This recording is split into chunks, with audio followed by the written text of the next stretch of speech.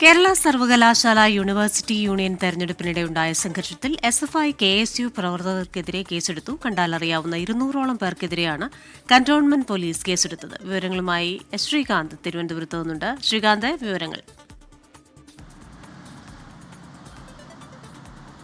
കൃഷ്ണ, ഇന്നലെ ഈ Kerala university union തെരഞ്ഞെടുപ്പുമായി ബന്ധപ്പെട്ട വലിയ സംഘർഷം ഈ തിരുവനന്തപുരത്ത് നടക്കുകയുണ്ടായി. SFI KSU പ്രവർത്തകർ പരസ്പരം നടു റോഡിൽ തമ്മിലടിക്കുന്ന ദൃശ്യങ്ങളാണ് കണ്ടത്. മാധ്യമപ്രവർത്തകർക്കടക്കം പരിക്കേറ്റിരുന്നു. മാധ്യമപ്രവർത്തകരുടെ ഉപകരണങ്ങളടക്കം തല്ലി തകർക്കുകയും ചെയ്തിരുന്നു SFI പ്രവർത്തകർ. ഇപ്പോൾ ഇതാ പോലീസ് ആ വിഷയത്തിൽ ഇടപെട്ടിരിക്കുന്നു. SFI KSU പ്രവർത്തകർക്കെതിരെ കേസെടുത്തിട്ടുണ്ട്. കണ്ടാലറിയാവുന്ന 200ഓളം പേർക്കെതിരെയാണ് കേസെടുത്തത്. കന്റോൺമെന്റ് പോലീസാണ് കേസ് രജിസ്റ്റർ ചെയ്തത്.